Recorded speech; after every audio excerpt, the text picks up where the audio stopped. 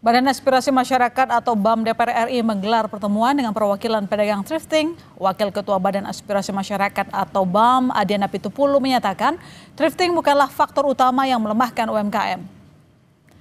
Adiana menjelaskan data Kementerian UMKM total barang thrifting yang masuk hanya 3.600 unit atau 0,5% dari 28.000 kontainer tekstil ilegal yang mendominasi pasar.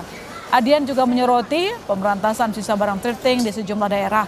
Ia meminta agar langkah ini dihentikan sementara, mengingat thrifting masih menjadi sumber penghasilan bagi masyarakat. Adian menegaskan negara perlu memahami data secara utuh sebelum mengambil kebijakan. Ia juga menyebut dagang thrifting siap untuk dilegalisasi serta membayar pajak. Kita sedang coba memeriksa data-data yang terkait dengan thrifting, sehingga tadi Pak Her bilang sepertinya tuduhan bahwa thrifting itu membunuh UMKM tidak didukung oleh data-data yang kuat.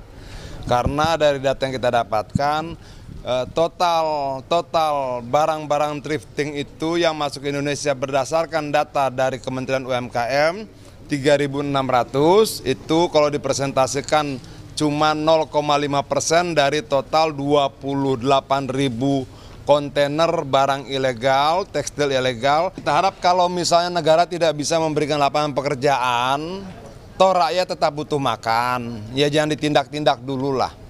Kecuali kemudian kita mau melihat anak bangsa kita kelaparan.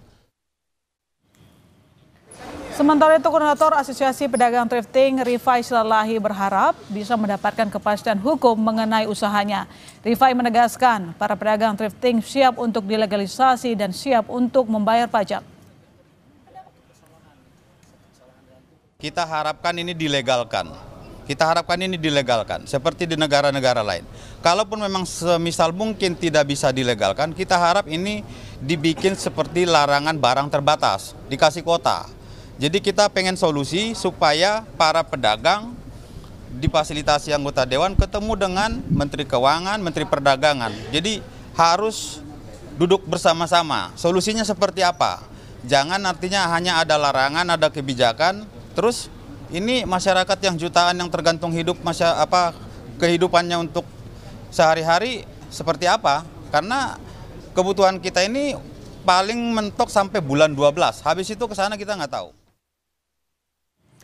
Komisi 11 DPR Saudara menyebut akan berkoordinasi dengan Kementerian Keuangan dan Kementerian Perdagangan untuk merumuskan solusi terkait dengan bisnis thrifting ini.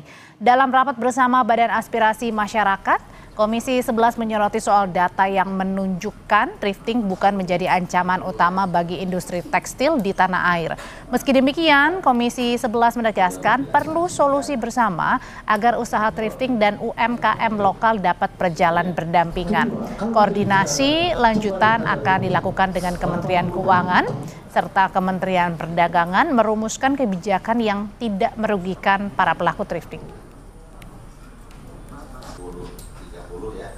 Mencari cara solusi terbaik karena memang kita lihat dari data-data yang disampaikan Bang Adian tadi, thrifting ini bukan menjadi sebuah ancaman utama, tetapi barang-barang impor yang lain juga tidak hanya barang bekas tapi barang baru juga turut mendominasi, dan itu juga menjadi ancaman yang cukup serius bagi kelangsungan industri di negara kita.